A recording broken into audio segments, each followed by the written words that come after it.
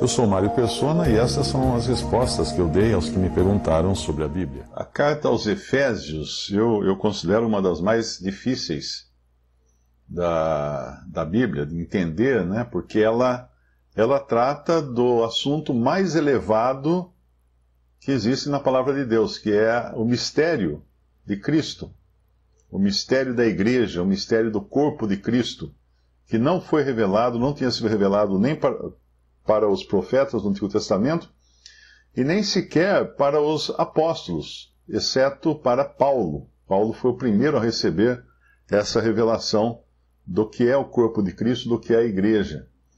Então ela tem um caráter celestial, ela vai falar de coisas muito elevadas, e às vezes a gente pensa que Apocalipse é difícil de entender, né?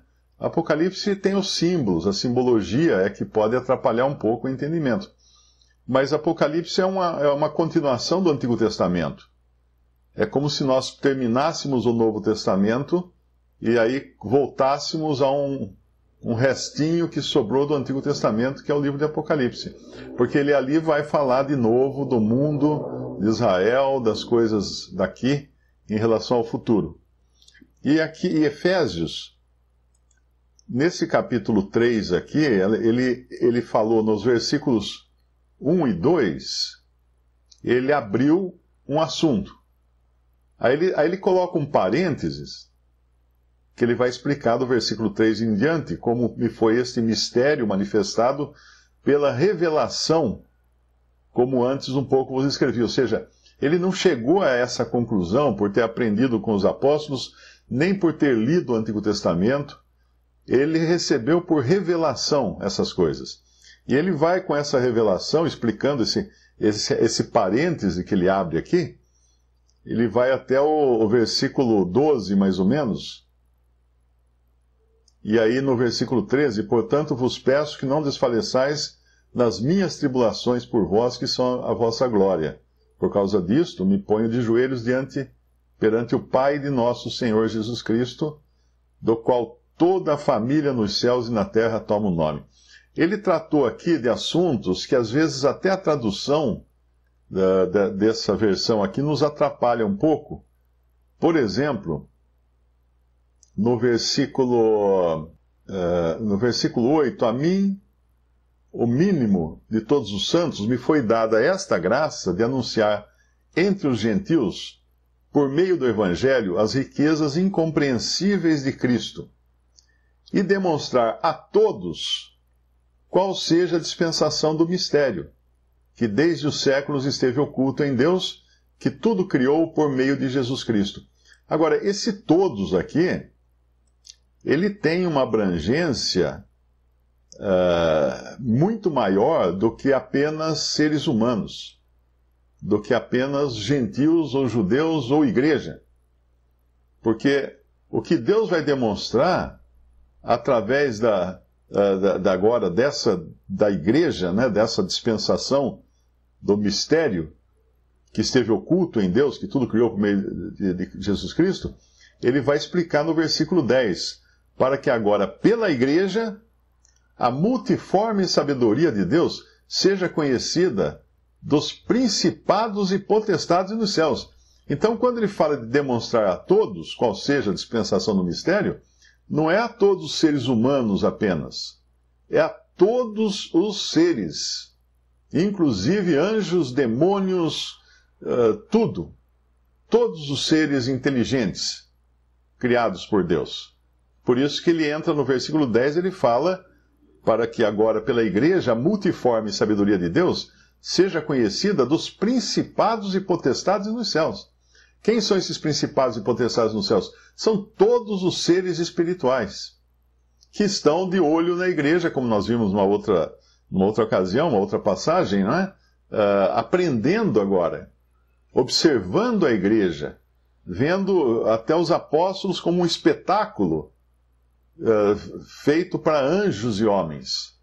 Então, por isso que eu falo que a profundidade dessa carta aos Efésios é muito grande. Eu mesmo não entendo quase nada.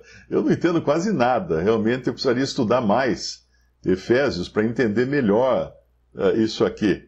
Mas ainda assim dá para a gente saborear, não é?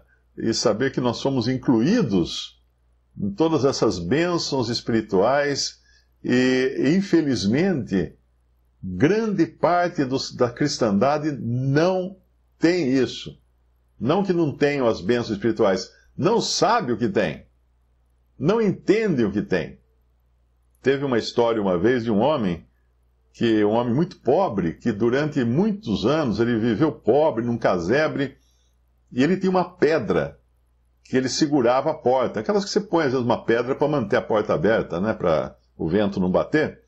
Ele tinha uma pedra grande que ele punha na porta, porque era bem pesada, ele punha lá para segurar a porta. Depois que esse velhinho morreu, ele estava velhinho, morreu, aí foram lá desmontar o casebre dele, lá, a casinha dele, e alguém decidiu lavar aquela pedra. A pedra era uma pepita de ouro. Nem ele sabia, ela era tão suja, tão encardida, que nem ele sabia que ele era rico. Ele tinha uma pepita de ouro segurando a porta da casa. Assim é a maioria dos cristãos.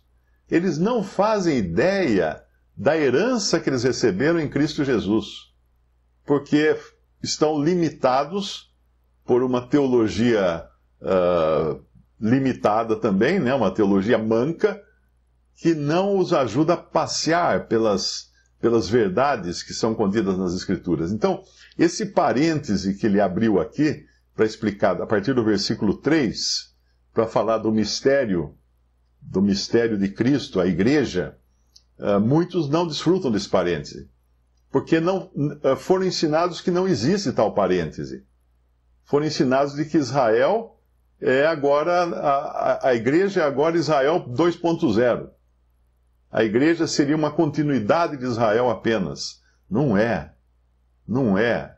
Israel termina quando entra o ministério agora dos apóstolos dado, que é falando da igreja.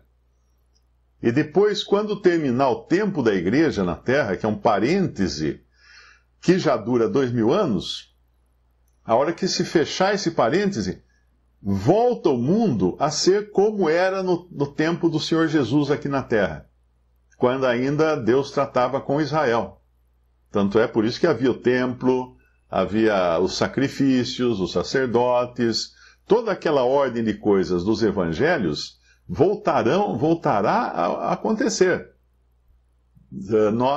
Se nós de repente fechássemos os olhos aqui e abríssemos daqui, não vou falar quanto tempo, né? Mas daqui a algum tempo, já no período da grande tribulação, nós iríamos olhar e falar, mas peraí, isso aqui está parecendo o tempo do Evangelho?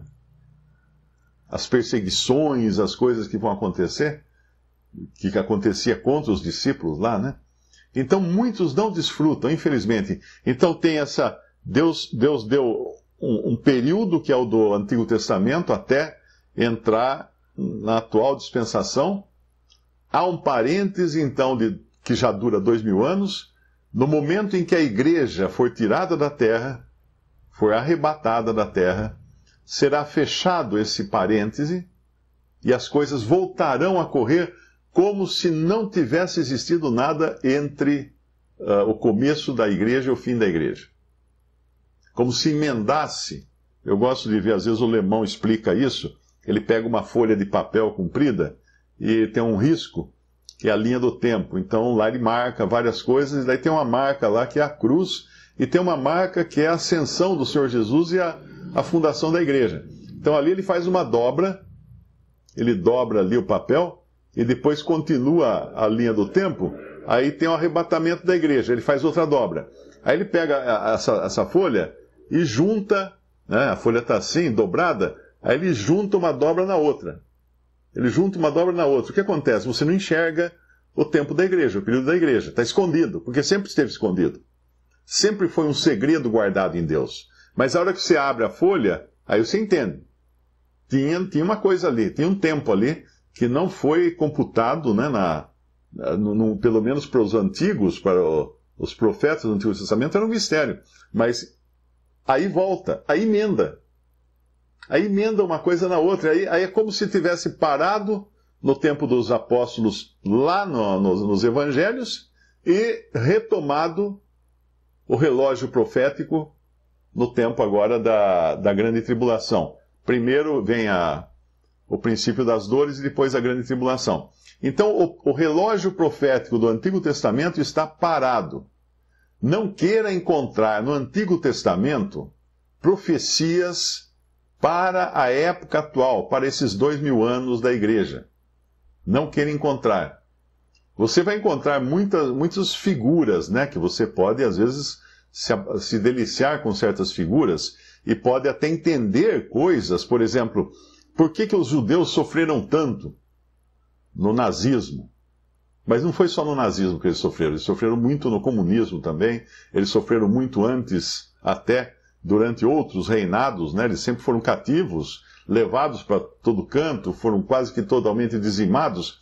Isso aí você tem uma resposta lá em Deuteronômio, capítulo 25, eu acho, quando Deus fala das obediências, das bênçãos decorrentes das obediências, e se eles não obedecessem, o que aconteceria com eles? Então isso, realmente, eles não obedeceram, e isso aconteceu com eles. E esses acontecimentos com eles invadem fatalmente o templo da igreja e acabam também aparecendo nas perseguições do Holocausto nazista e tudo mais. Mas não eram profecias para esse tempo. Nós sabemos que eles iriam ser perseguidos e ainda não terminou isso, eles continuam sendo perseguidos. Agora, quando o relógio profético está parado, o ponteiro do relógio profético parou. A hora que ele começar a andar de novo, nós não estamos mais aqui. Então não adianta procurar no Antigo Testamento profecias relacionadas a esse momento, a essa dispensação em que a igreja está ainda na terra. Não adianta procurar, não vai ter. Tem da morte de Cristo, tem da ressurreição dele, até ali vai. Mas não da igreja. Porque era um mistério escondido, oculto em Deus. Eu quis mostrar isso para deixar claro que existe esse período, esse intervalo, que é profético, aqui em Efésios, no capítulo 3 de Efésios, e ele então termina aqui no versículo 10, para que agora, pela igreja, a multiforme sabedoria de Deus, seja conhecido os principados e potestades nos céus, segundo o eterno propósito que fez em Cristo Jesus, nosso Senhor. E quando fala de Cristo aqui em Efésios, é bom entender uma coisa. Sempre que falar de Cristo aqui, nós estamos incluídos. Por que nós? Porque Cristo é a cabeça do corpo. E nós, igreja, somos o seu corpo. Então nós estamos organicamente ligados a Cristo. Então ele fala no versículo 14, por causa disto me ponho de joelhos perante o Pai de nosso Senhor Jesus Cristo. E aí no versículo 15, quando ele fala do qual toda família nos céus e na terra toma o nome, esse versículo aqui, para ser entendido, é preciso você eliminar o artigo A que tem aí. A leitura correta seria assim: do qual toda família, ou seja, cada família nos céus e na terra toma o nome. Por que isso? Porque Deus tem mais de uma família. Hoje nós estamos falando aqui de uma família chamada Igreja, a qual foi prometida todas as bênçãos espirituais nos lugares celestiais. Mas existem outras famílias de salvos também, que não são parte da igreja, que não fazem parte da igreja. Por exemplo, eu tenho um filho que tem paralisia cerebral. Ele não tem capacidade intelectual de crer em Cristo, mas ele está salvo. Ele está salvo como estão salvas as crianças que morrem numa idade ainda incapazes de crer. E aí a questão é, mas e como que fica? Eles são da igreja? Não, eles não fazem parte da igreja. Porque a igreja é um povo especial, é a noiva de Cristo, a noiva do Cordeiro. Agora, esses são outras famílias. São salvos, mas não parte da igreja, que é a família da qual nós estamos falando aqui. você tem outros também que são outras famílias. Por exemplo, os judeus do Antigo Testamento, que já morreram. Morreram na fé, morreram crendo. Eles são outra família. Vão estar também, estão, né, no céu agora, e vão estar também desfrutando juntamente com a igreja. Eles são aquilo que João Batista fala que o amigo do noivo se alegra quando vê o noivo. Ele não é a noiva, ele é o amigo do noivo. Então essas outras famílias, elas circulam, elas vão estar orbitando no céu em torno de Cristo e a igreja. Da mesma forma como você tem o Sol e a Lua, você tem vários planetas em volta orbitando, que não são o Sol e a Lua, mas eles estão ali em volta. E aqui então, por isso que ele vai falar do qual cada família nos céus e na terra toma o nome.